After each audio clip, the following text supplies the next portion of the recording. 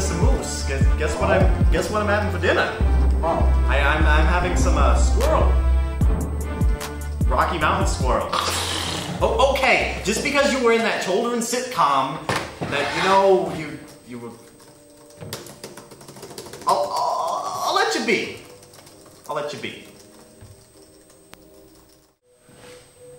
Mrs. Baskerville, for the record of the court, please recite your telling of what happened to local surfing legend, your faithful dog, Stottlemyre. Well, when I found him, he was beaten to death. His boogie board was all bloody next to him.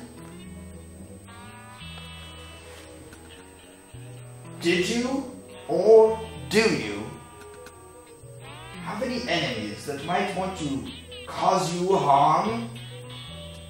Befoul your reputation? Something such as a sea monster? A legend of the deep?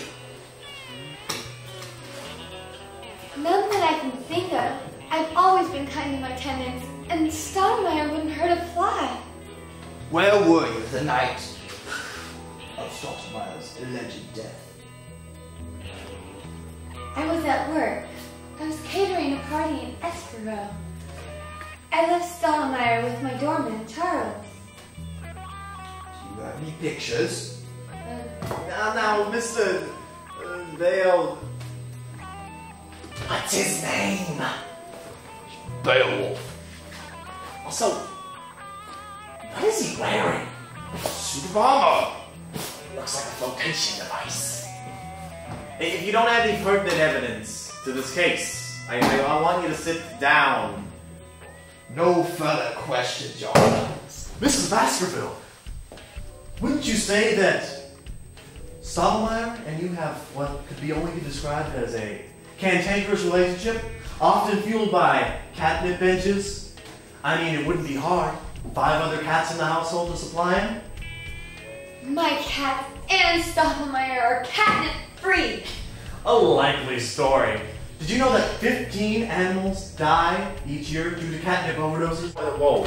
Now wait a minute, Mr. I'm not sure what you... What is your name? The point I'm trying to make of all this, you need to stop with all these wild accusations, or I'm going to hold you in contempt! Oh, and where'd the jury go? Of course, they went out to lunch.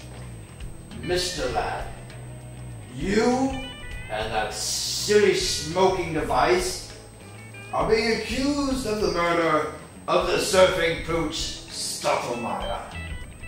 How do you plead, oh guilty one? Not guilty.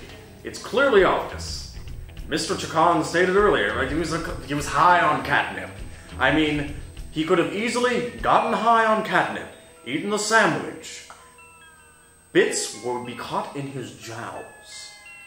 Then, near the Motel Hell, there was a 50-foot cliff. It's clearly marked in all the record books. He jumped off that onto his boogie board, bloodying it. As far as the Polaroids, he faked those. You can get those, the materials to make fake ones at any local craft store for $5 or less. Miss Ladd, it's by unanimous vote. Well, at least me, I find you guilty, since our jury is somewhat, it's still missing. I sentence you to 5 years hard labor in Bolivia. That's preposterous.